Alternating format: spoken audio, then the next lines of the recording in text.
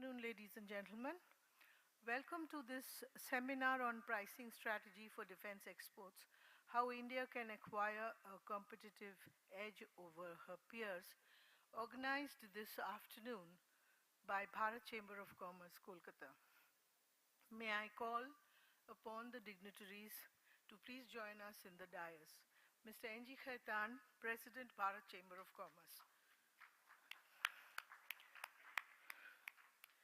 Ayudh Bhushan, Dr. Rajiv Chakraborty, Chairman, Defense Subcommittee, Bharat Chamber of Commerce.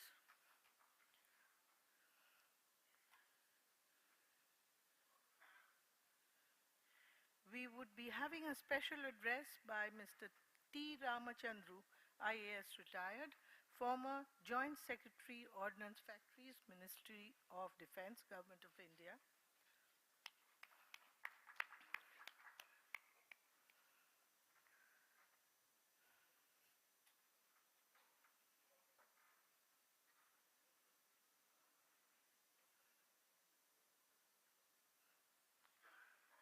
Mr. Shantanu Roy, Executive Director, BEML Limited.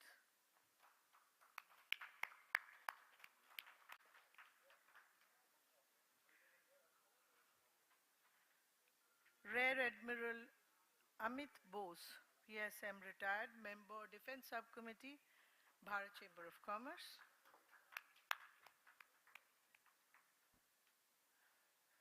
We are missing on Mr. Ravi Kant, who's been busy with something emergent. So this is the guest panel speakers for this afternoon. It's indeed unfortunate, ladies and gentlemen, that we are discussing a subject like pricing strategy, but the attendance doesn't speak well of the time. So I think we are not future ready to discuss pricing strategy on India's exports. And we are still not believing that we have to edge over the competition with our peers. With these words, may I request Mr. N.G. Khaitan, President, Bharat Chamber of Commerce, to deliver the welcome address.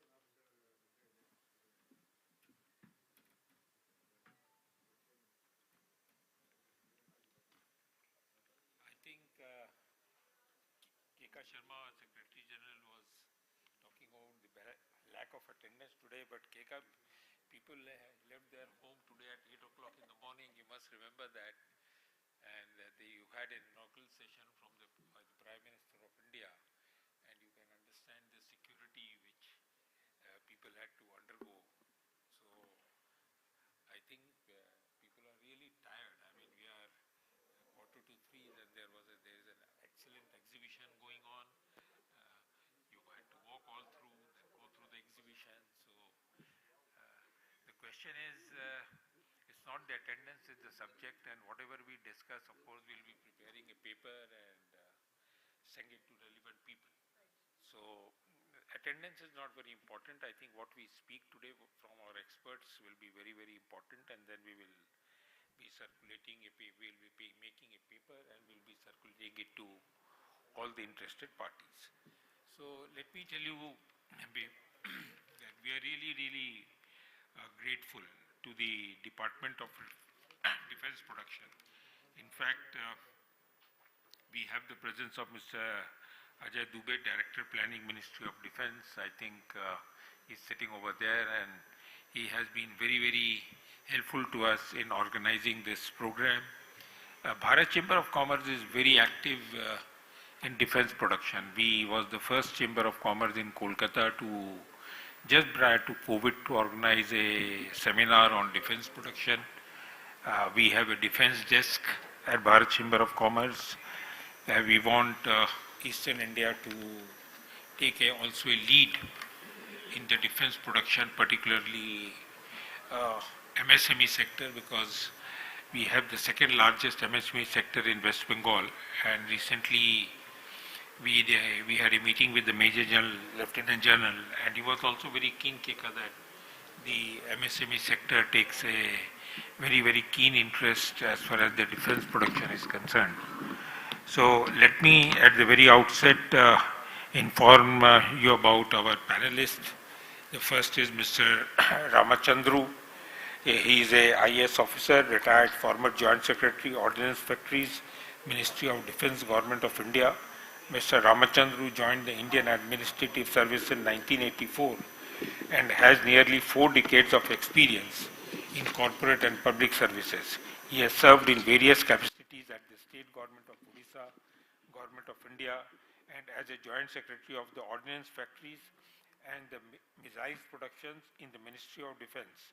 Sri Ramachandru has provided key encouragement to MSME and others to venture into the defence production.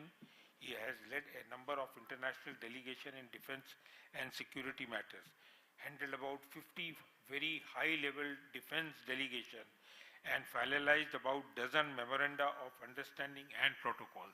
So we have Mr. Ramachandru with a wide knowledge who give his expertise opinion today to us. So we are really grateful to you, Mr. Ramachandru, for sparing your time on and joining us in this seminar. Thanks a lot. Then we have Mr. Shantanu Roy, who is an Executive Director, BEML Limited, amongst our guest speakers. Again, Sri Roy has nearly 30 years of experience in handling capital goods in sectors including defence, mining, construction, transportation, transmission, renewable energy, large power projects. So, Mr. Roy, thank you for being here with us. Then we have Mr. Ayush Bhushan, Mr. Rajiv Chakravarti. In fact, he is the chairman of our defence subcommittee, and he would be introducing the theme of the seminar today. Mr. Chakravarti, I think you would have a very important job over here to introduce the theme of the seminar.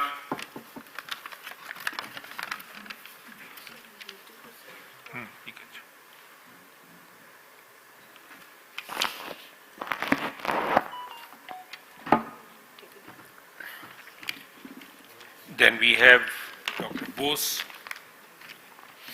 Mr. Amit Bose, Admiral Amit Bose, who is a member of the Defence Committee of our chamber. Mr. Bose has served in the Indian Navy for last 34 years and has retired as a Defence Technology Officer. He has been responsible for selection, procurement, induction, training, commissioning, maintenance, upkeep, repairs, overall, whatnot, in relation to the defence system, including sensors and weapon systems fitted on board on all naval warships and submarines. So therefore you can understand that we have a very important panel here. Today I did not join the inaugural session, but I am told that the speech of our Honorable Prime Minister was very encouraging. He wants India to be self-reliant as far as the defence production is concerned. And I was just being informed by Mr. Ramachandru that he made a statement that 68% of the defence production must be indigenously procured. So therefore this is a very important statement. The only thing is that we have to be competitive to make our exports. And as far as this seminar is concerned, our theme is that how do we reduce the cost and how do we compete with the international market, so we start exporting our defence production. In fact, I am a lawyer by profession, so I am a misfit for this seminar in the sense that defence has not been my subject, but a president of the chamber has to have all the hats, so I have to speak on all the subjects. But defence has also been my favorite subject in the sense that I always felt that no country can be powerful without having a powerful defence. You can only be powerful if you have a strong defence, and this is why I feel that every Indian should have some. We don't go for a training which is a mandatory training in other parts of the world, but some knowledge of defence is very important. I think in this century, defence has a very important subject, and I think for India it is very important from the point of view that what is happening around the world, we see that self-reliance is the best weapon which you can have. without self-reliance, and if you keep on relying on other countries for your survival, it may be very difficult. You will be a weak country, you will not be a strong country. And in today's world, people only listen to the country who are mighty and who have military power as well as economic power. And defense can only also give you economic as far as military power is concerned. So with these words, I would now request Mr. Rajiv Chakravarti to introduce the theme of today's seminar. Thank you. Thank you. Thanks a lot.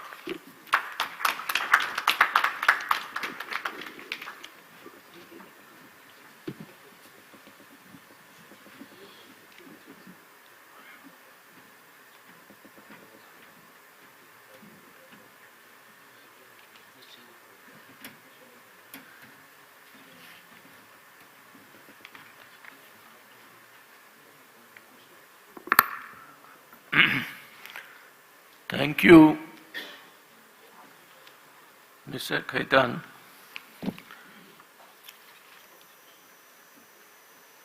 All dignitaries,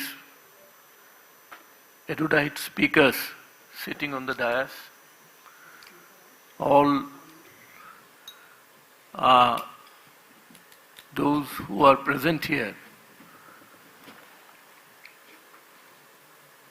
I must say that this topic itself is very difficult in one sense and easy in another sense. You see, the subject reminds me of a conversation between an economist and a vendor of a local vegetable market. One day I went there and I heard they were discussing. While the vendor insists that India can become a major exporter of defense goods by simply quoting lower prices for its products vis-a-vis prices quoted for similar products by her competitors. The economist moved his head in disagreement. He tried hard to make the vendor understand that the defense good market is not like the nearly perfect vegetable market, but is purely a monopolistic one, where Department of Defense of the government is the only buyer. The vendor apparently did not like the reply and diverted his attention from the economist to another buyer, leaving the discussion halfway. So the market in which the defense industry operates is a monopolistic market, not a perfect market, perfect competitive market. What is the difference? The perfect competitive market has large number of buyers, large number of sellers. Whereas in the defense market, the buyer is only one, that is the defense Ministry of Department of Defense or of government. The pertinent question is then, do Ministry of Defense have the power to determine the purchase price of the defense goods? While Department of Defense is the only buyer for defense goods at the major system level of acquisition, the structural restrictions of defense markets prevent it from fully exercising its monopolistic power. Department of Defense therefore cannot independently determine the quantity of goods to be purchased due to the nature of foreign threats. Moreover, monopoly power slips away as producers require incentives to produce at the levels that Department of Defense require. Thus, in reality, Department of Defense does not experience the monopolistic pricing power. Hence, in this scenario, pricing strategy has some role in boosting defense export demand subject to constraints like quantity, quality, technology, inspection criteria, delivery schedule, emergency procurement need, etc., even though the price elasticity of defense goods is very low. As we know, pricing of defense goods, like any product, follows the norm of cost accounting system, where a markup is added to generate profit. Indian defense production organizations till 2013 had been principally following the strategy of determining the export pricing of defense goods based on marginal cost pricing, sacrificing the entire markup or sacrificing markup with depreciation or sacrificing markup with part variable cost, etc., provided a fulcrum of export price determination of defense goods. Due to low price elasticity, reliance on marginal cost pricing strategy alone could not ensure a substantial revenue growth.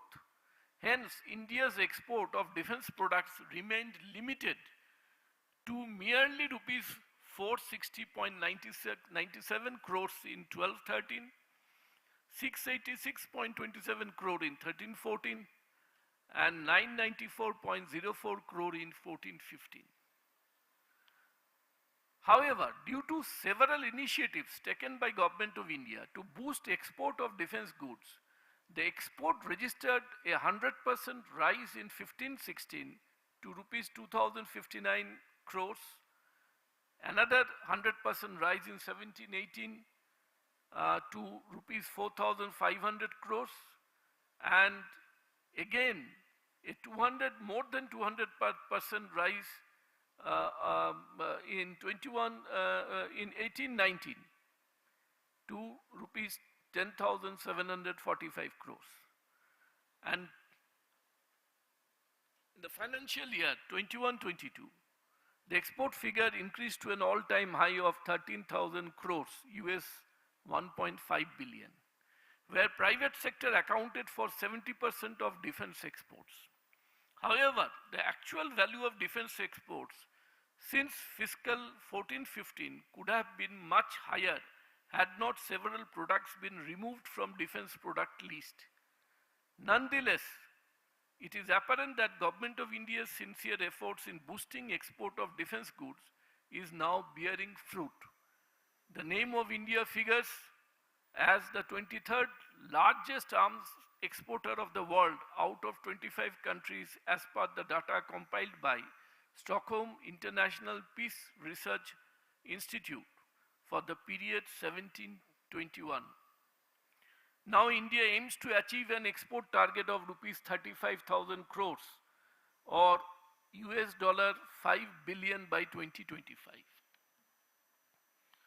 Now this target is modest. Why modest? Let us compare it with the Israel. You know, Israel, their land mass is substantially 5 times less than that of India. They got independence on 14th May 48, whereas we got independent in 1947. While India on date has a population of around 140 crore, Israel's population is only around 93 lakh on date, not even 1 crore.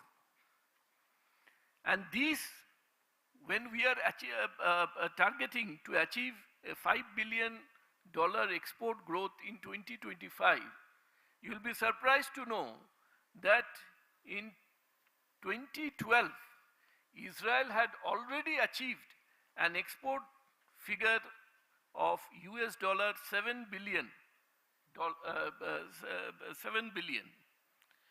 Now it has increased to US $11.3 billion in 2021. One should not forget that in the initial years after independence, Israel was heavily dependent on imports of arms and ammunition. Czechoslovakia supplied vast quantities of arms to them during the war, including rifles, machine guns, fighter jets, and million rounds of ammunition. From net importer around 50s, by late 80s, they had emerged as one of the major exporters of arms and military equipment in the world. The names of Israeli companies like Elbit System, Israeli Aerospace Industries, and Rafael now find place within top 100 arms producing companies of the world as per the list prepared by SIPRI in 2017. Now, how what strategy Israel took to achieve this type of a growth in export. Was pricing the only strategy? Yes, pricing was there. They try to, following the marginal cost pricing, they try to achieve a lesser price. But historically it has been seen that they recognize since their beginning a defense industry as the strategically important sector for the purpose of employment generation and for indigenization of supplies of defense goods to their defense forces. They fought the Arab-Israel war of 48-49 with equipments, much of it produced in Israel, with surplus US machinery acquired as scrap after World War II. In contrast, after independence, Indian ordnance factories were starving for orders, so much so that a collaboration with Mitsubishi Corporation of Japan was entered into in 1960-61 to manufacture tractors in gun and shell factory Kashipur under Ordnance Factory Board. This misplaced policy on defense production led to an adverse outcome in the 1962 war with China, and which is for everyone to see. Israel specialized themselves in upgrading and overhauling of all war equipments and obtaining export orders on them. They concentrated on these aspects. Their own designed and IMI manufactured UZ submachine gun in service from 1954 became a major export success. Growth of Israel defense industry was achieved by a mixture of imported technology and domestic innovation. Israeli firms purchased production rights, including marketing, and entered into joint ventures with foreign companies to manufacture both end products and components. As the domestic companies, irrespective of whether they are operating under the government or operating in the private or operating as joint ventures, are not subsidized by the government of Israel, it was incumbent on them for their survival to develop export market. So they were in fact forced to develop the export market. Even the rehabilitated tanks and other erstwhile Soviet equipments captured by them from Egypt and Syria were exported by Israel after the 1973 October war.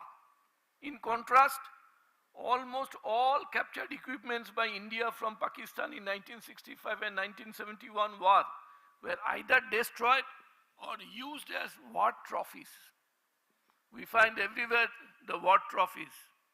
For achieving higher export target, Israel even developed relations with countries with whom they did not maintain diplomatic relations, which included countries like Iran, Morocco, Turkey, Indonesia. So, Government of India, although since 2017, has adopted a series of policy decisions to boost defense goods export, including notifying the strategy for defense exports.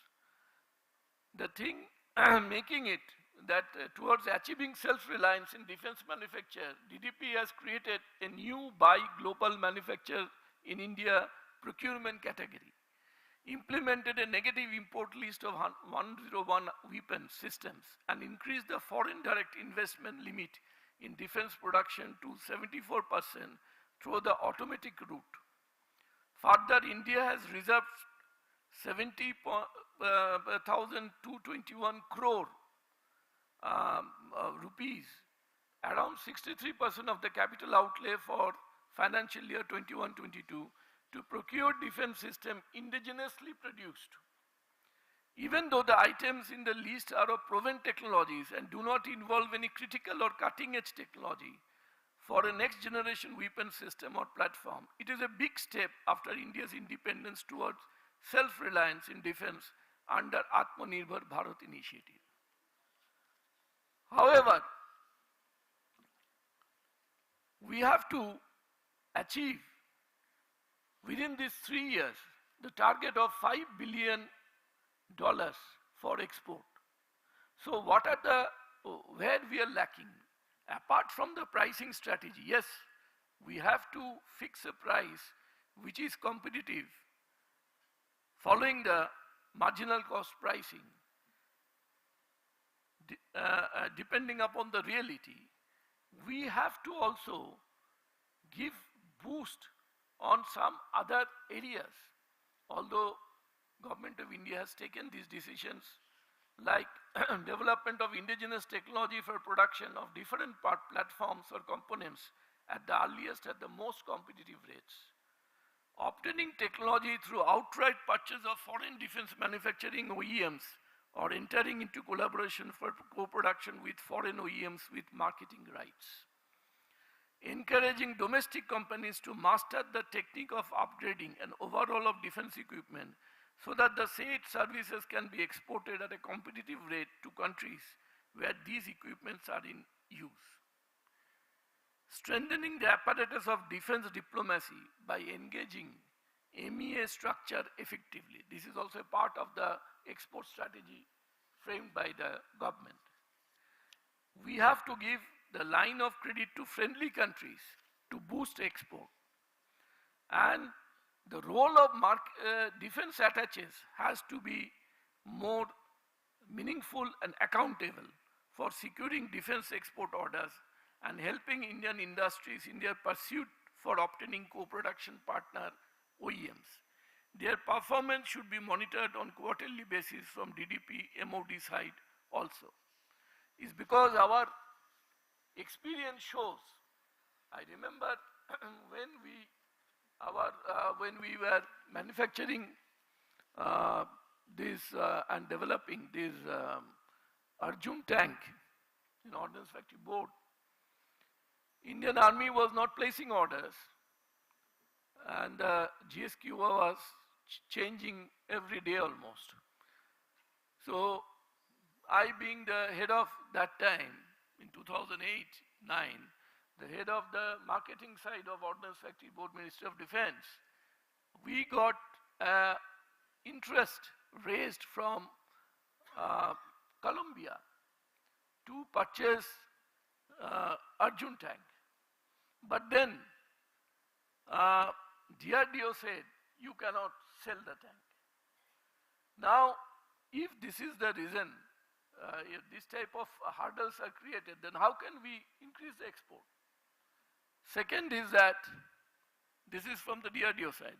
Second is that we had got an order for almost, we're getting an order for establishment of an ammunition factory in Kuwait. I'm talking of 2008-9. But then it was due to some confusion in the Ministry of External Affairs that we have lost that opportunity or the order. So whatever, if export has to be increased, first we have to, apart from the pricing, we have to have our own technology. These,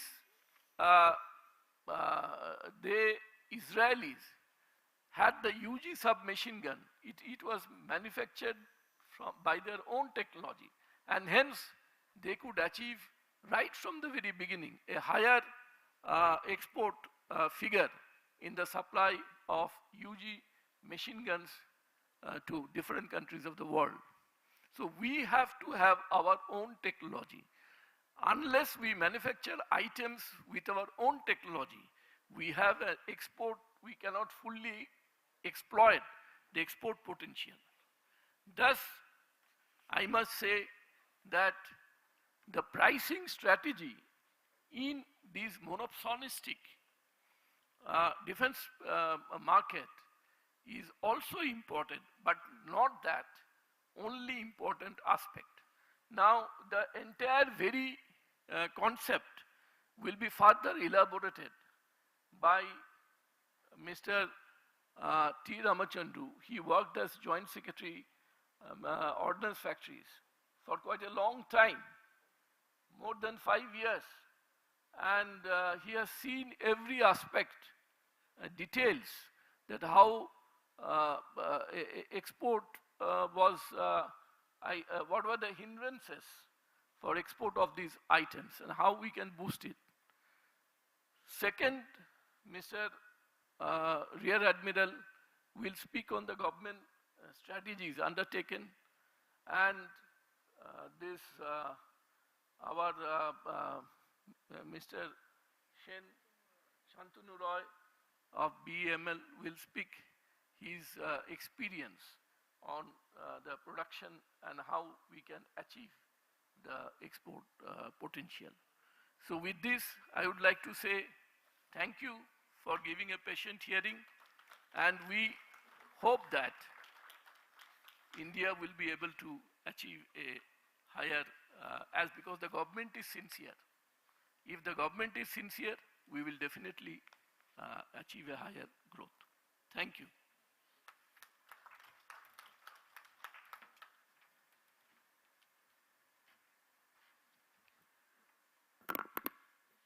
Thank you, Dr. Chakraborty, for those important points. Before moving on to our expert speakers, I would like to inform the audience that Bharat Chamber of Commerce, with its initiative, has prepared a concept note on the pricing strategy for defense exports. Of course, as the President has informed that we would be preparing a paper on recommendations for submission to the department. We would have our distinguished panel to release this publication now. May I request the dignitaries on the dais to do the honors, please.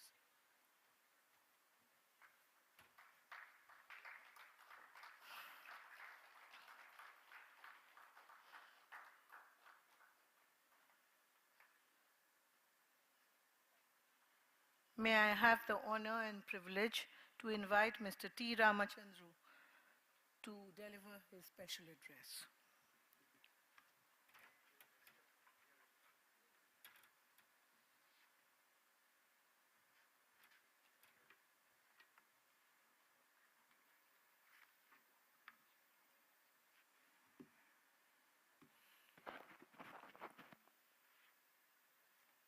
Good afternoon, friends.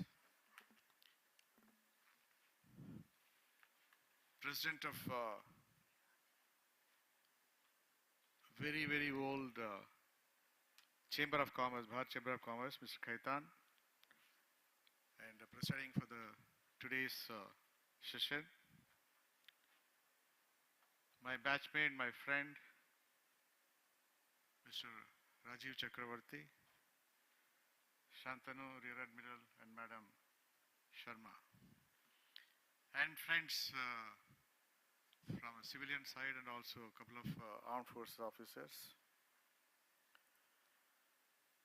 Faraz, I think, is a monopsonistic audience. Okay. Now, and on a inaugural day, after having a long session in the morning, and then our exhibition is elsewhere, I think it's who are present here, even though we're about 60, 65, 70, I think it's a real interested persons. So I'm happy that it's not a hall is full, but then whatever is there, I think, no, it'll be more productive. It'll be absorbed.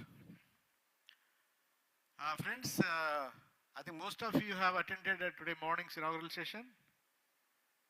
Yes or no?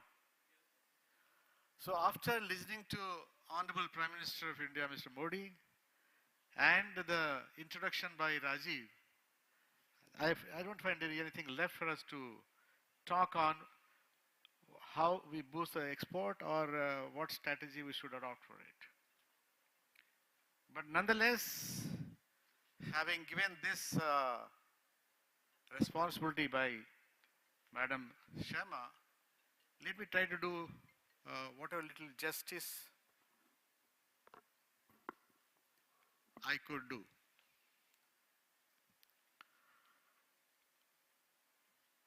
Now, Rajiv talked of monopsonistic, which is quite opposite to monopoly. And he talked of an imperfect system. I think by a book written by somebody almost about several decades ago. I don't know, the friends, it's not only this is an imperfect marketing system, but I don't know, the whole thing is the marketing system or the whole world or society is imperfect. Show me one thing in this world which is perfect. Even as simple as that, the parent-child relationship, employer-employee relationship, or a customer and a marketeer or manufacturer's relationship. Nothing is perfect. Had those things been perfect, then I don't think there would have been any unrest in the world or resistance to change or these wars. These are imperfect systems. So it is an imperfect system. We thrive or we live in an imperfect system. So this is nothing different. And second, with what are we comparing? If it were a perfect system, then we'll compare with whatever things are there, and he said so many things available, and I can do away without it.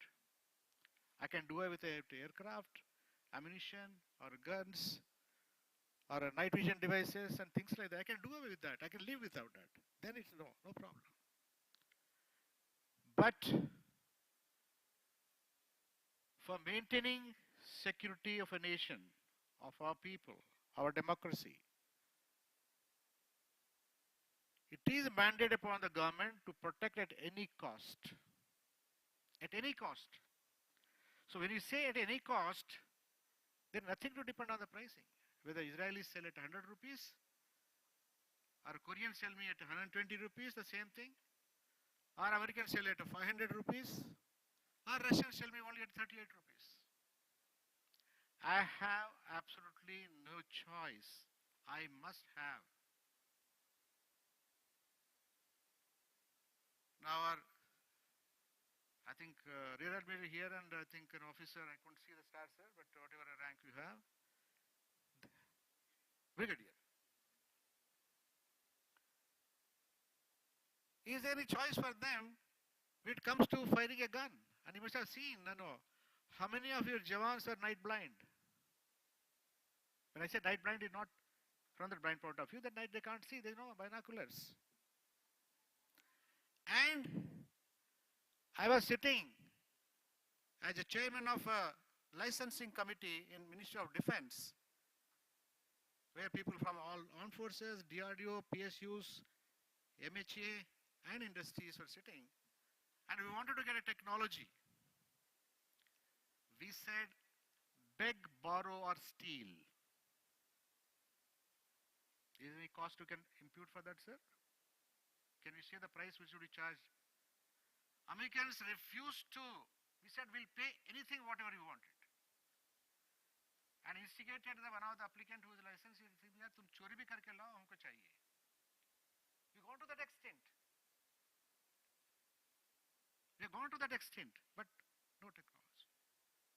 You know what they said? A parallel of our MEA, the Secretary of State Department, they said that no. Yes, India is a good friend of ours, we would like to give.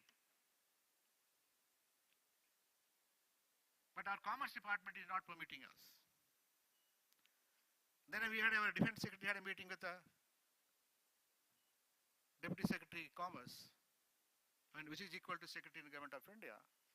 Those who we are not having the parallels of that. He said, no, we are interested, but the State Department is not permitting. Then we have gone and held a meeting with both of them together in Washington, D.C. You know what is the answer? हम दोनों देना चाहते हैं, but our armed forces are not permitting us. So आप price के बारे में बोल रहे हो, because they want to deprive you to maintain the balance of power in their favor. वो तराजू में, they want to maintain that. So the best of technology they are not going to offer to you at any cost. So the price is, when you're talking of price, either for importing or exporting, it is absolutely, sir, absolutely and perfectly imperfect. What happens when there is a natural calamity? The food grains prices suddenly shoot up. Is there any justification for that? Same vegetable which is available today, tomatoes maybe 50 rupees kg, it goes to 150 rupees.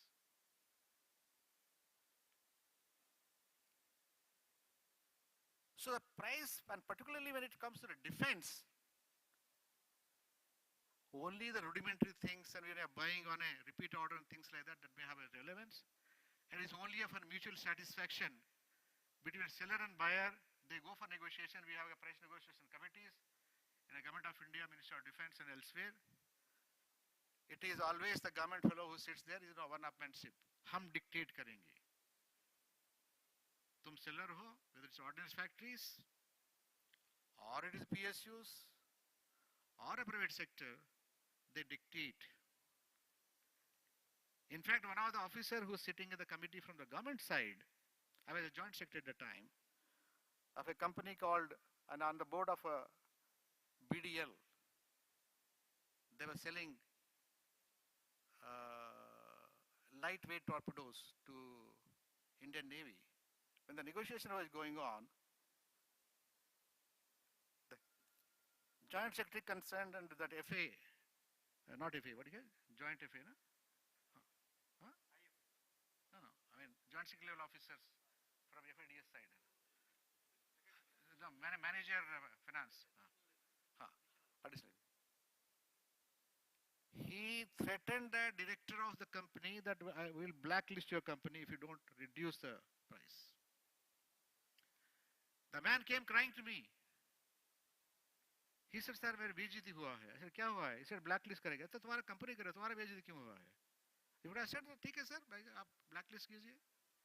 जो हम जो पैसा मांग रहे हैं, the due price for my product, for lightweight torpedoes, it's not that I'm for my, उसमें एक रुपया एक्स्ट्रा मेरे पॉकेट में जाएगा. मेरे सैलरी उतना ही मेरे को मिलेगा, ज़्यादा नहीं मिलेगा. During next time negotiation, when again he said he didn't want to go, I said go. I sent on my card, backside, please take care of. Nothing I did it. Within 5 minutes, negotiation got over. So, यहाँ कहाँ कौन सा system लाएंगे इसको?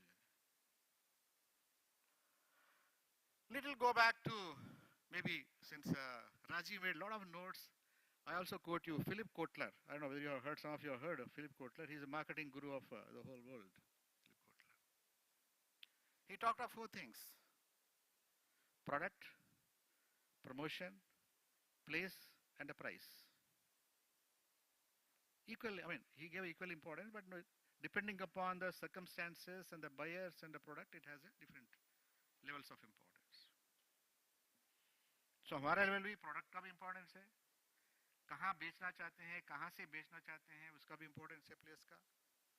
Promotion, yes, may not be, but participating like exhibition like this, or maybe in aero show in London or Paris or Dubai, they have their own implications for marketing. The price is definitely of very, very essence, both for the buyer and seller. See, at the end of the day, any manufacturer, he is going to earn some money. Any manufacturer. Now, ordnance factories earlier they had a very, very cozy run, and today now they have to fend for themselves after making corporations. Because earlier it was like functioning government, because they never used to calculate. Last only say it is going to deputate to the government and not to the company's account. But otherwise, any PSUs today, they have to make their balance sheet bottom lines quite strong. So price is important, definitely. But then, here again, it will not be static. If I am selling a product to any of the OEMs as a part or component or subsystem manufacturer in India, to an OEM in Europe or to an USA, I'll be at a receiving end. वो जो भी वो demand करेगा, dictate करेगा, I may have to sell to him because I want to be in the market. That if you convert into language, which is called, is a penetration market. I want to get into that. I want to be. I want to quote in my this thing, balance sheet and somewhere else, that to the people like in the conference like this, that American customs are in my list of buyers.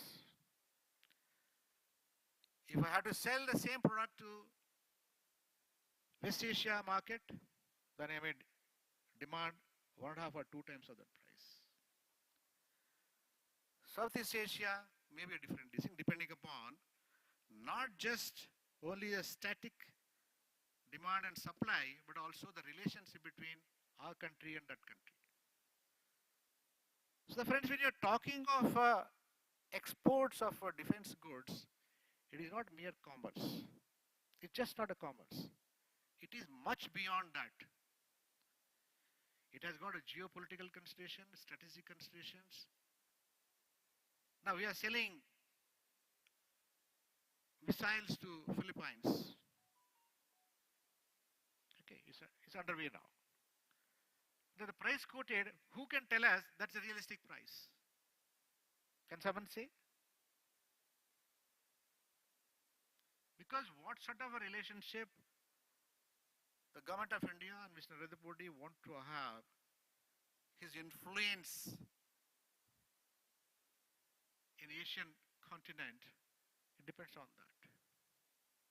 Sometimes we give loan to them, gratis to them, and then sell them. As far as the marketing agency is concerned, whether the ordnance factory or a PSU or a private company, they get their money. But the buyer, he gets at a different rate because of the considerations.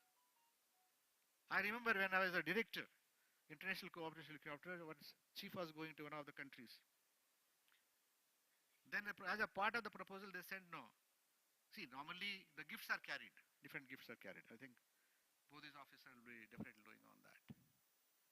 There he wanted to present a gun to that particular country. So initially it looked to me a little amusing, but then later on my joint secretary said, Ram, don't question that. It is part of the diplomacy.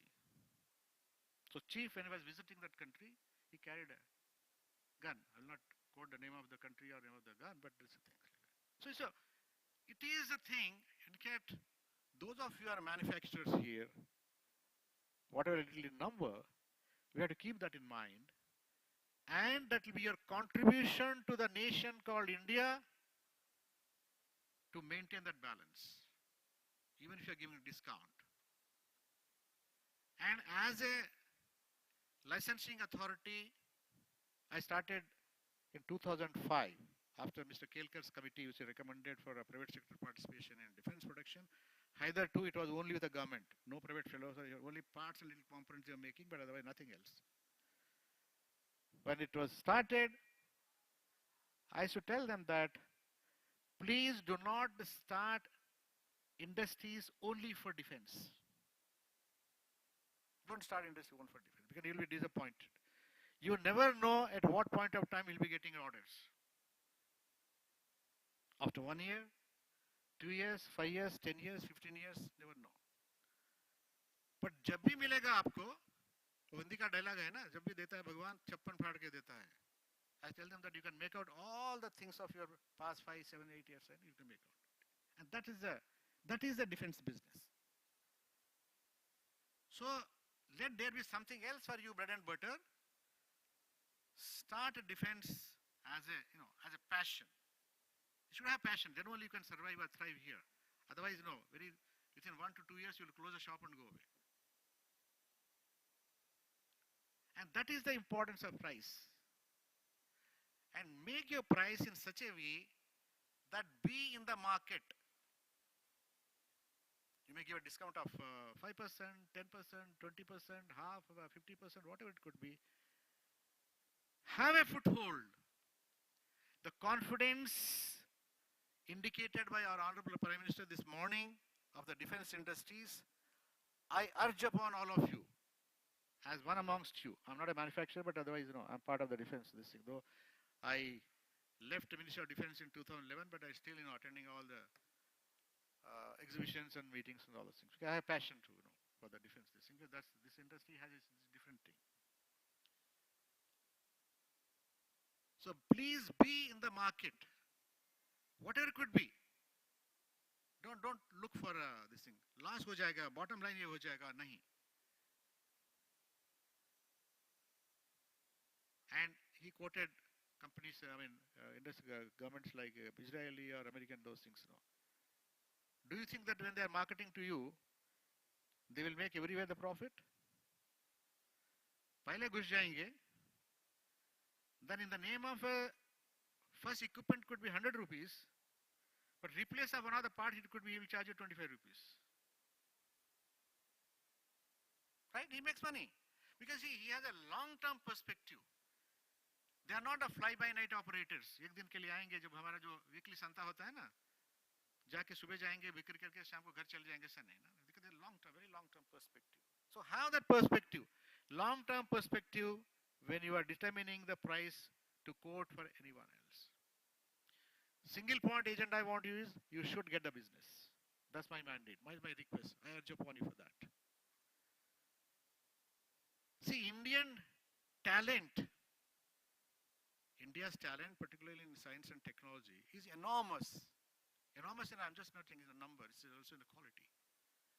Why do you think otherwise most of the multinationals are headed by Indians today? Do you think they're not fools? They're not fools.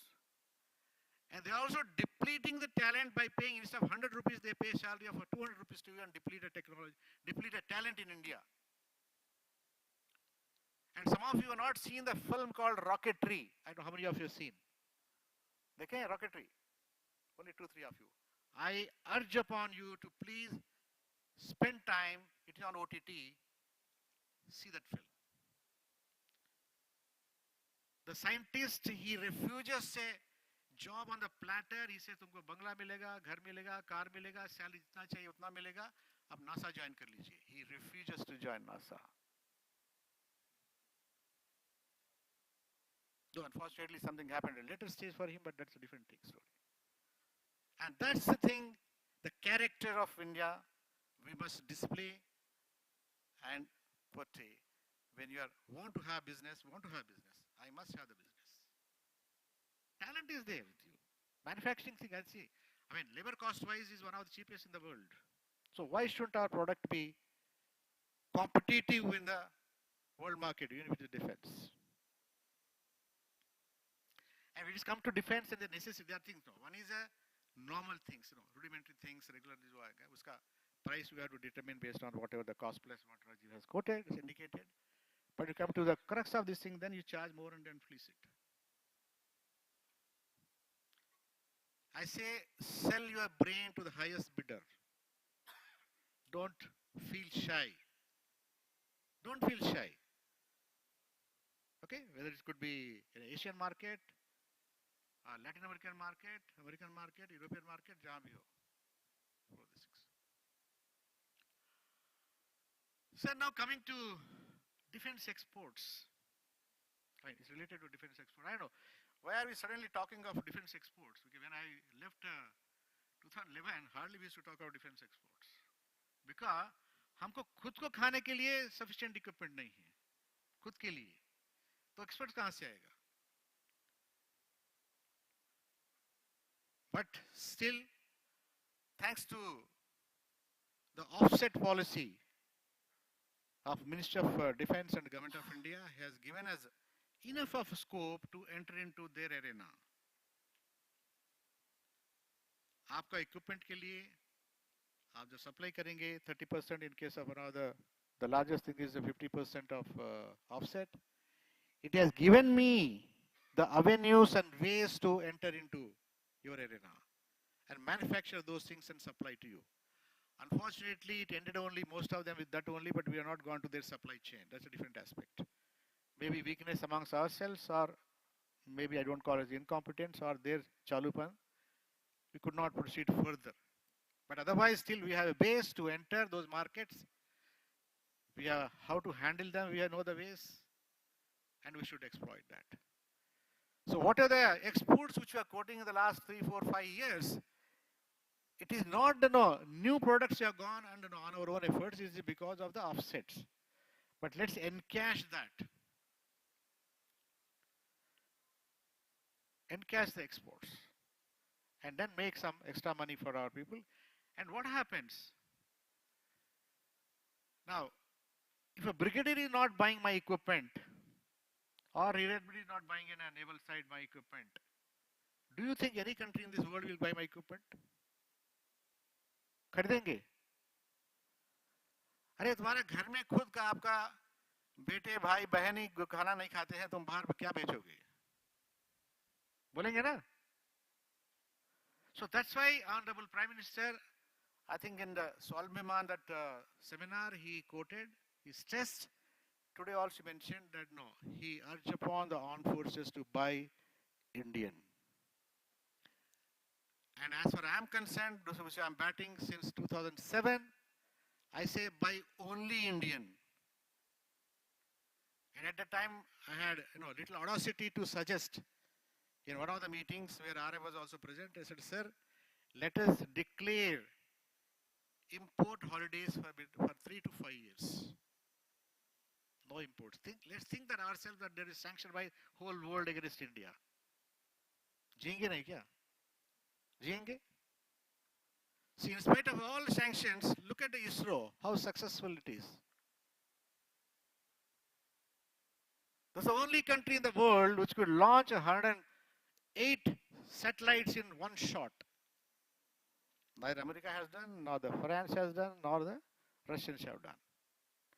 When ISRO can do it, why not our PSUs or DRDOs and all of you, the private sector industries, with the best of the talents in the world? You can do it. To produce the best. Today, I think, Rear Admiral will bear with me. We have INS Vikrant. We proudly tell, an Honorable Prime Minister was telling that, yes, INS Vikrant. But also we bought a second-hand INS when Gorsko. Second-hand. A country which want to be dominant in the world, want to have a place in the Security Council of India, goes for buying a second-hand mission and still claim that we would like to go there. अच्छा लगता है?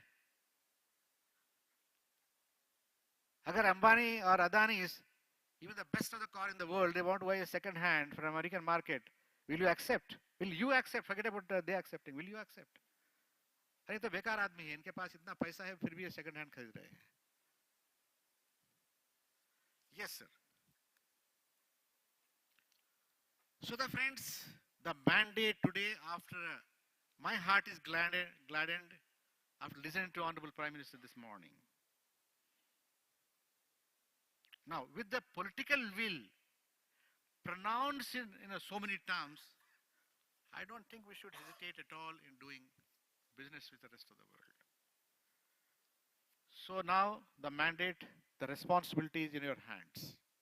When you say you, the entire system of manufacturing sector and defense, government and non-government and private sector all put together.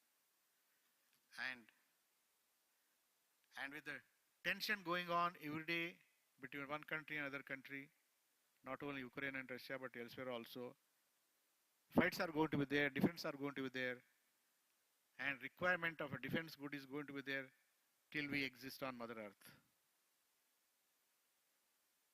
So the business opportunity is enormous for you. Right, friends, thank you for giving the opportunity. Rajiv, or Khaitan Saab and friends from Bharat Chamber of Commerce. And you, my dear friends, soon after lunch, for patiently listening to me. If you find any dissonance in your minds of whatever I spoken, kindly excuse me, forgive me for that. But it's coming from my heart here and not from here. Because I don't mince words and and for that reason, I have been transferred in a bureaucracy 28 times. Thank you, friends.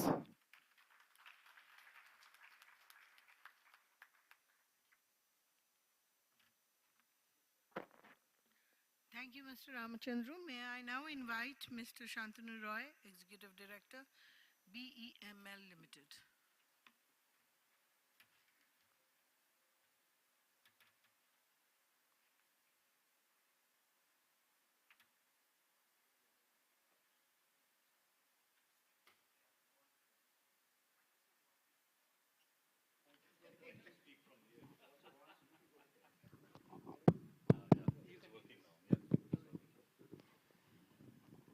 Thank you, madam. And a very good afternoon to all of you. Today morning, in the many good morning messages that I was receiving, one of the messages was no matter the size of your audience, always perform your best. So the size does not matter, but the quality of the audience matters. And I must compliment all of you that you have braved so many challenges, including this very interesting but very serious session, including the urge to take a nap and be here and still be here. Thank you very much.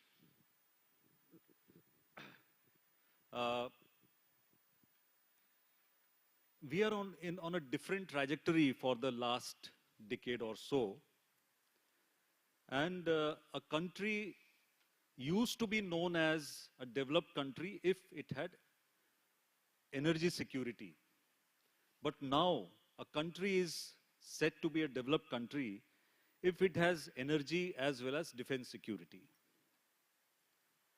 And there lies the importance of defense security, and defense security riding on the overarching principle of self-reliance. Then only a company can be really called, a country can be called having a defense security if it has its own means of defense production. That's the reason over the last few years we have seen so much importance being given to maximizing the defense production in India.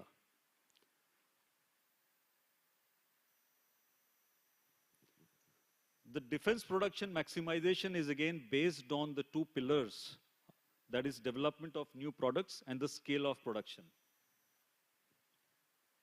Now, why defense exports? Because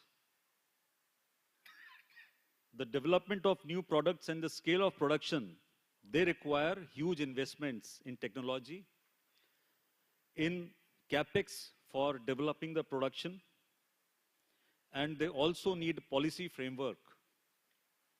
And defense as a subject, since it involves long-term investments on technology, it also has challenges like high obsolescence because of low economies of scale. And there, maximizing the defense production in India, aided by the R&D efforts, investments in R&D, and the supply chain, a robust supply chain led by MSMEs, to maximize the exports from India so that the economies of scale can be achieved. There lies the importance of defense exports.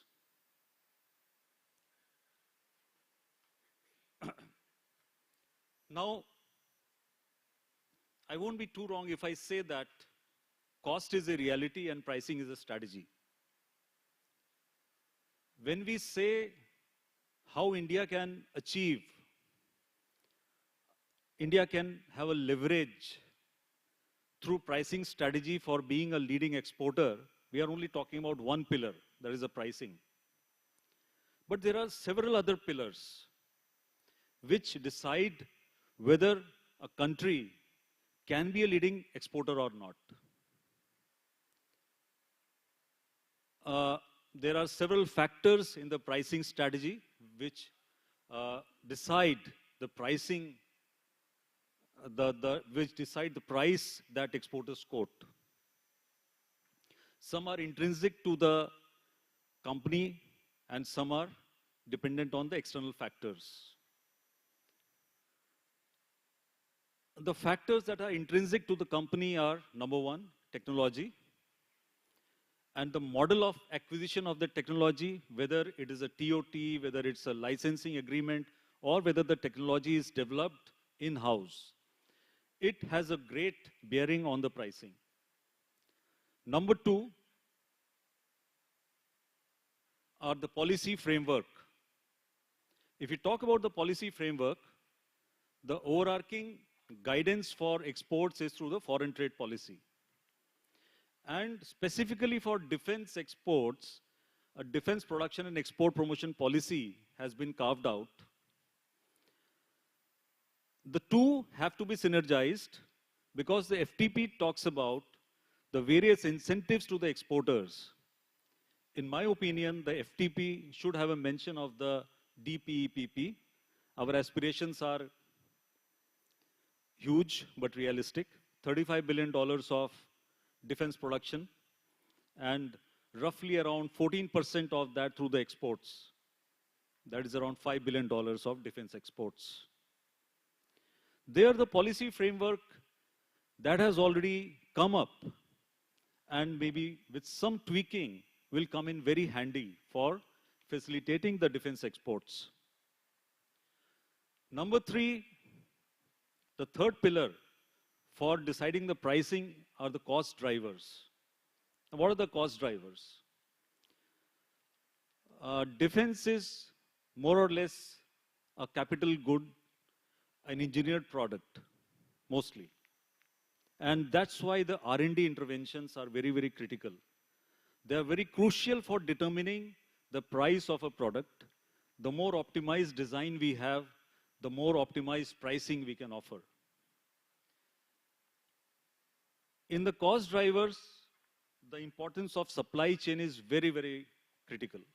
And that's the reason the thrust on MSMEs, the thrust on Make in India, the global tender exemptions, so that the capability of the domestic production or the domestic supply chain is enhanced.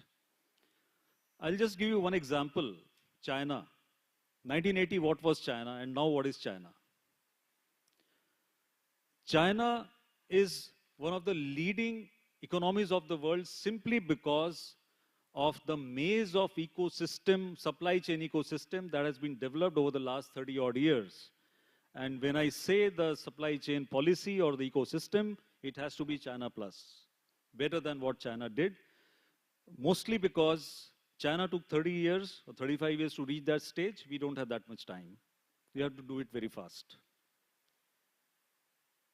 Another very critical parameter for the cost drivers are the processes. That is the manufacturing processes, and that is very intrinsic to the technology, very intrinsic to any organization. Apart from this, there are certain other factors which affect the price or affect the cost, and they are external. Specifically as regards to exports, there are some tariff barriers, there are some non-tariff barriers. The tariff barriers, for example, the import duty in any country. In Latin America, mostly there is an import duty of around 43%. In Africa, in countries like Nigeria, there is an import duty of around 30%. These are basically deterrents for the imports. And to circumnavigate, to circumvent these tariff barriers, what they have done is they have come out with special economic zones or export processing zones. And if the equipment or material is supplied there with a local presence, then probably this kind of tariff barrier is not applicable. Second is the non-tariff barriers. For example, the Central African countries, the group of 7 Central African countries, they have a policy that the insurance for any kind of export, whether it is a product export or a project export, has to be taken from those countries only. And unfortunately, the Indian insurance companies, whether it's the private sector or the public sector, they don't have a direct connect with the insurance companies there, so they cannot help the exporters. So this is the kind of non-tariff barriers that adds to the cost, that has a direct impact on the pricing. Then comes a major chunk which goes into logistics. If you look about, if you talk about countries like Africa, the logistics definitely is a big challenge and is a big factor for cost, especially after COVID, due to the volatility in prices of the fuel. Number two, availability of containers or logistics challenges. The prices have gone up the roof. We are presently executing a project in Africa, and we have seen a multifold increase in the price of logistics. So these are certain challenges which are beyond the control of any exporter, and we have to live with it, fortunately or unfortunately.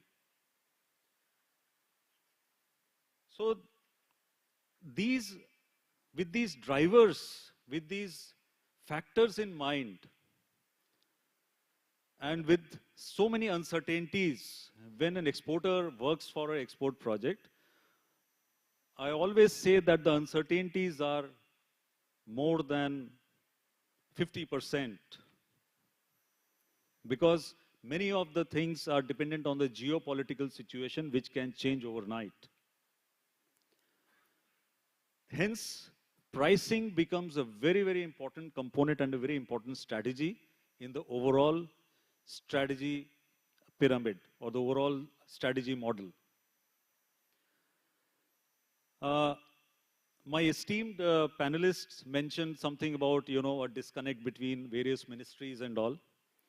But I must say that things are a bit different now.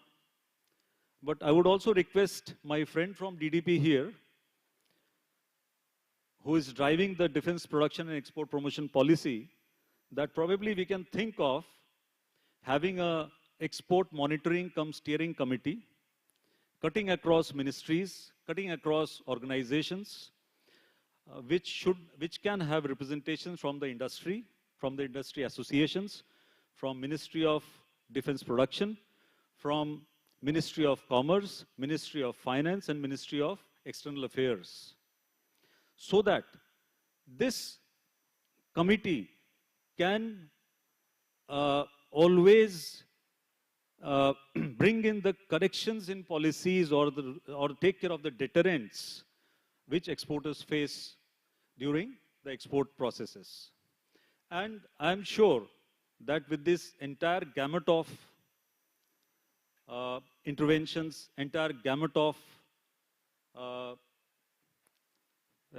entire gamut of activities that have been taken over, that have been taking place over the last few years, India will definitely be recognized and is already being recognized as a country which is moving towards a developed country status. Thank you very much.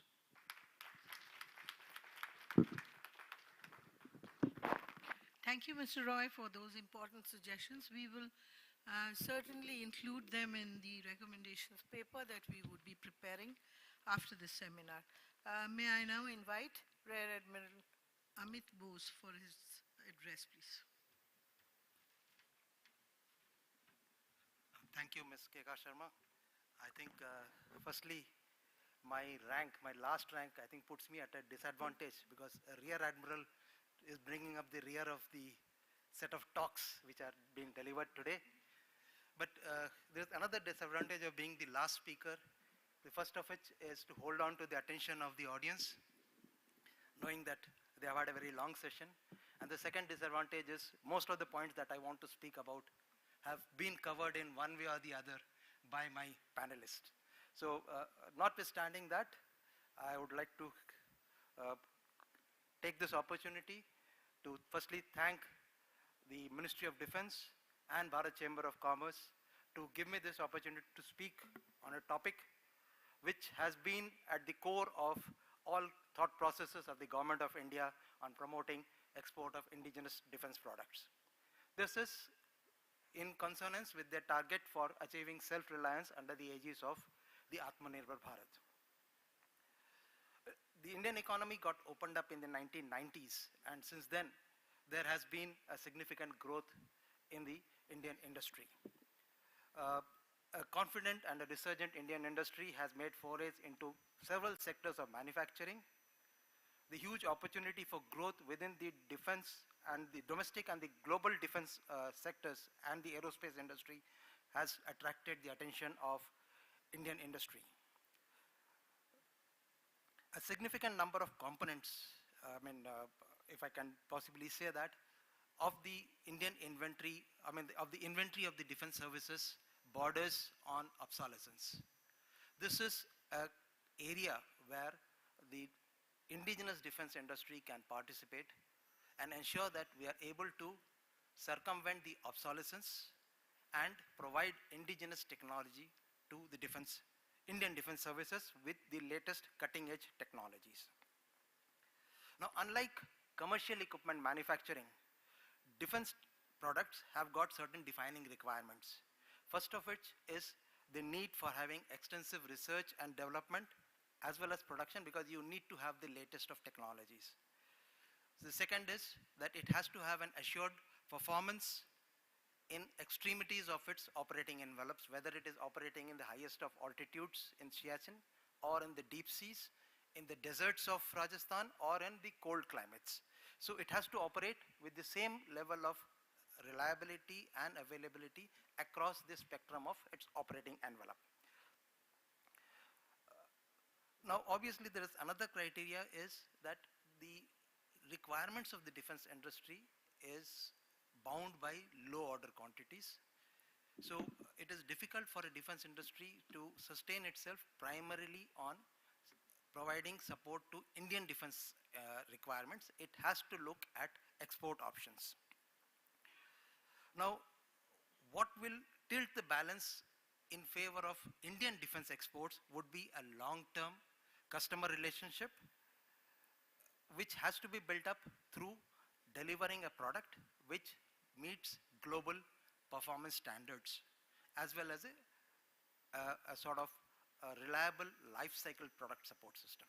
Not only do you sell a product, as was mentioned earlier, that we are not going to be a fly-by-night operator who just sells a product and scoots from the market, but the Indian defense product has to, the manufacturer has to ensure that the product is sustained for its life cycle. It is also to be noted that ultimately, whether it is a defense manufacturer A or a defense manufacturer B which sells the product, once the product is sold outside, it is sold as an Indian product.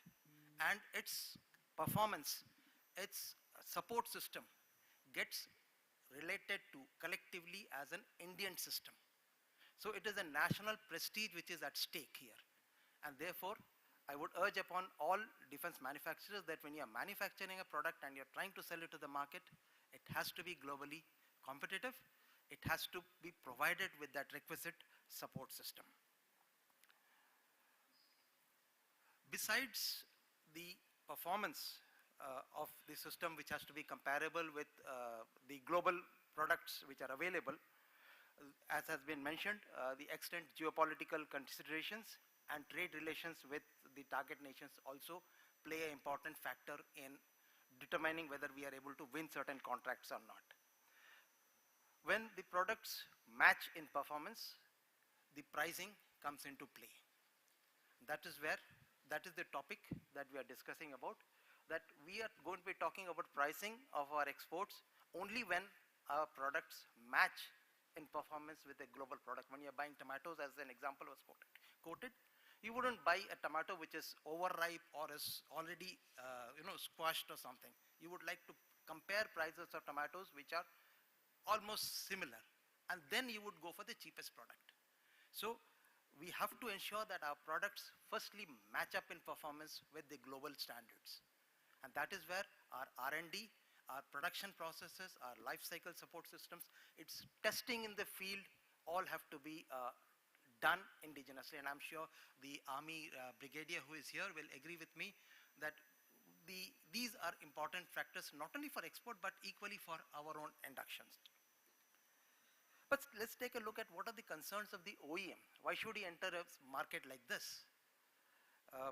It is abundantly clear that merely meeting the requirements of Indian Defence Services is not adequate, as I just mentioned, and he has to look at export authorization.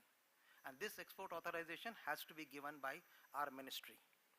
There are uncertainties of bagging orders, particularly if they are in LTE or OTE basis. Just because you have developed a product, there is no guarantee that you will get the order the next time.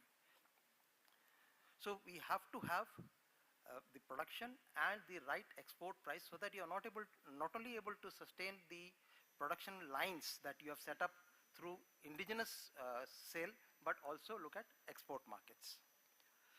Some figures which were quoted from the CIPRI's database. I would like to quote the figures for the last decade, 2011 to 2020, and we were ranked 25th amongst the global arms exporters. We were not in the top 10, we had only 0.15% of the global export, while we were still exporting to about 84 nations. Obviously, there is ample scope for improvement, and it has already been seen that during the current year, the participation from the private industry, I mean the last financial year, the participation from the private industry has gone up to 70% in the defense exports. But as the Honorable Prime Minister set the targets for us of $25 billion for defense production and $5 billion for defense exports, to reach that target, what do we have to do? Our production has to increase annually by 14%. But our exports have to grow up by 40%. So there is a very steep target in front of us. And it will require dedicated efforts by all stakeholders to achieve these targets which the Honorable Prime Minister has set for us. I wouldn't say that no action has been taken. I think we have taken steps in the right direction. The Ministry of Defense, as has been brought out, has come out with a revised defense production policy in 2018. The DRDO policy for technology transfer of cutting-edge technology as well as synergy in defense industry partnership have been revised in 2019. And this has to be an KRA for the transition of the designs from the drawing board onto the production floor. There is a need to handhold our defense industry. We cannot ask the defense industry to start developing on their own. They have to be, their hand has to be held. The example of ISRO was quoted. Yes, there was a huge amount of hand-holding that ISRO did to the Indian industries to see that their products met up to the standards which ISRO required. Another example, though classified, I will leave it, that it is for a strategic project where tremendous amount of indigenization has happened, and that has been successful primarily because the ministry has held the hand of the indigenous manufacturers. They have failed in a couple of attempts, and we have not given up. We have said that no, please go ahead and develop a second model. So that's how the producer has also got confidence in his efforts. He has developed his expertise, and today almost 70% of the ship that you see here on the screen, INS Vikrant, has got an indigenous component. That is a success story for us. The export promotion cell, which has been set up under DDP, is a step in the right direction. Now, to look at what are the factors which affect the costing. As has been brought out, there is a basic manufacturing cost, which includes the R&D, the technological complexities in production of a model, the material cost, the labor cost, the financing overheads. There are variable and fixed overheads and so on. There is also a market-driven cost, which is decided by the market intelligence and demand survey, intrinsic values, or a brand value that our product is going to bring to the customer. It is also to be seen whether we are trying to make an entry into the market or we are trying to capture an existing market. So these are the factors which are going to be deciding the market-driven cost. The third factor is a bidding process or a pre-contract cost. A pre-contract cost would include costs like participation in various trades and fairs, which we have just seen today, export licensing requirements, agreements between two nations, whether it is on G2G policies, whether there is a need for agency commissions or brokerages, what kind of rebates are we going to give to the firm either during the bidding process or during the price negotiation process. These are various factors which decide the pre-contract cost. And the contract related cost would include what was the last procured price, or what is the POV or the professional officer's valuation cost, what are the criteria on which the pricing is going to be decided. Is it going to be merely an L1 basis, or is it going to be decided on a sum of quality as well as the cost? So these are some of the factors. There would be the issues of local rules and regulations, as was the example brought out about the import tariffs in the Latin American and the South African nations. These would also play a major role in costing of our products. Now, there are multiple strategies available. You can just take it up in the open literature on how to cost our products. A market-driven strategy, whether we have a skimming pricing policy or penetration pricing or preemptive pricing where we don't want our adversaries to enter into a market, marginal cost pricing as was mentioned, a cost plus pricing, a demand-based pricing, premium pricing, whether we want to bring uniqueness of our product which would give it a premium price, a slab-based pricing, whether we are going to sell 50 quantity or we are selling 5,000 quantities. If the order quantity is in 5,000, we can give certain bulk discounts. And finally, there would be certain factors like what we have offsets or certain rules and regulations. The seller has to hedge that cost also. So obviously, there isn't a single criteria which can be decided for a particular product that this is the most optimal pricing policy. It has to be a mix and match, a judicious mix and match of various options available. And typically, most of our Indian defense partners are going to find it difficult to undertake such kind of pricing. We don't expect every Indian defense manufacturer to rediscover the wheel and arrive at what should be his or her optimal pricing policy. So my suggestion, and this possibly the DDP can possibly address this, is to have some kind of a knowledge management system, wherein the costings which of our exports, whether it is defense exports or commercial exports, how do the exports, the exporters decide on their pricing? What are the factors that they consider? These can be formed as a knowledge management system, and this knowledge, the information that is contained or the wisdom that is contained in this knowledge management system can be made available to the defense Indian industry. This can also be supported by the latest technologies, techniques of data analytics or artificial intelligence, wherein the system would possibly aid and prompt which are the most ideal or optimal parameters to be considered for the export pricing. Typically, I would also suggest that the government can look at certain kind of controlled export pricing so that we can make an entry into the export market, something what is called the penetration pricing. Now, as you are aware, the government of India has recently given a handout to the indigenous oil and gas industry because they have been giving subsidy for the cooking gas. They were making a lot of loss, right? So the government has now given almost about 20,000 crores. Recently, it has been announced.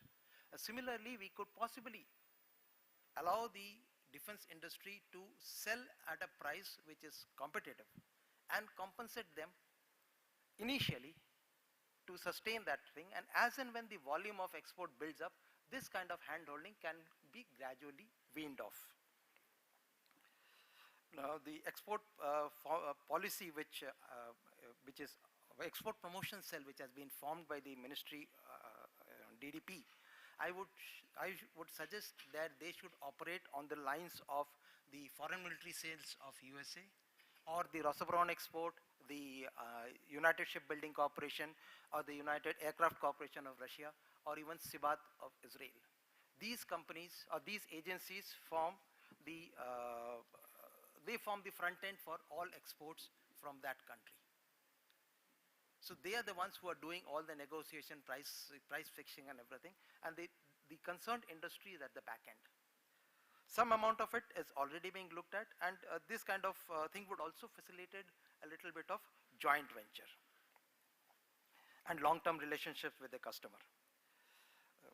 At the same time, I would also recommend that there is a lot of captive strength available with agencies like the Bharat Chamber of Commerce, the CII and the FICCI, who can form a bridge between the export promotion cell and the Indian industry to facilitate this export promotion for defense equipment.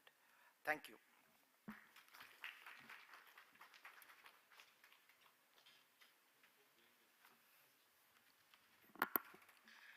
Thank you, Admiral Bose. We are running out of time, so we had to cut it short for you. And I'm afraid We'll not be able to take any questions, maybe one question. If anybody would like to ask, you would like to ask a question, we could have the mic, please, as soon as possible. Please mention who you would like the question to be answered by. Okay, thank you, panelists, for a very insightful discussion and views. Actually, I've got around 15, 20 questions because there are many places, aspects which I expected would be covered, which have not come forth. So my question is that maybe these can be thought of. One is the word risks has not been mentioned anywhere. I've studied, I'm a researcher from IDSA, and I've studied how the Argentinians, they exported their aircraft with the help of foreign agencies through a joint venture, the Embraer success story of the 90s, where what they've said is the risks of jumping into the world market are so large, so difficult, it's better to get into a venture with already established global leaders, global companies, and use them to share your risks. So that is one angle which somehow no one seems to have mentioned here. Second, my question is that ultimately, my understanding from the economic angle is that unless India has some comparative or competitive advantages, we may keep giving incentives, we'll keep giving subsidies, we'll keep giving all these incentives, but finally you will end up at a loss. The competitive advantage has to be identified. What is that? One mention was made of low-cost labor, but my understanding is that our Indian labor productivity is far lower than the global standards. Indian labor productivity, I believe, is 1/10 of what it is in the US. And Gentlemen, I think your suggestions are very important. What we will do is we'll share the mail ID of the chamber so that you could send us your suggestions, please. Please appreciate we are running out of time. Had we had the time, we would. I'll request. The next panel is waiting outside, so I'm sorry about this. We have to cut it short. I now have the pleasure and privilege to offer the vote of thanks to our expert speakers this afternoon. We would like to present a token of our appreciation to Mr. T. Ramachandru, IAS retired, for coming all the way from Hyderabad to join as a panel speaker. Thank you, sir. If we could have the token of appreciation, please. I would request President Mr. N.G. Khaitan to present Mr. Ramachandru. Thank you once again. It would be a pleasure and privilege for us to thank Mr. Shantanu Roy, Executive Director, BEML Limited. May I request President Mr. N.G. Khaitan to present the token of appreciation to Mr. Roy.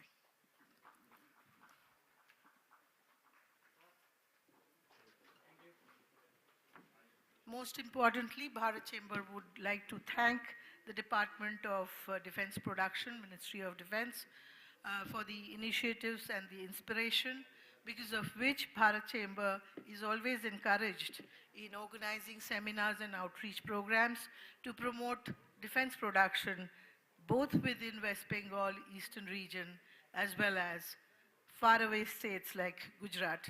Thank you, Mr. Dubey, and the entire team of defense production. I would also like to thank the logistic team, without whose support we wouldn't have been able to organize this seminar so effectively. Thank you.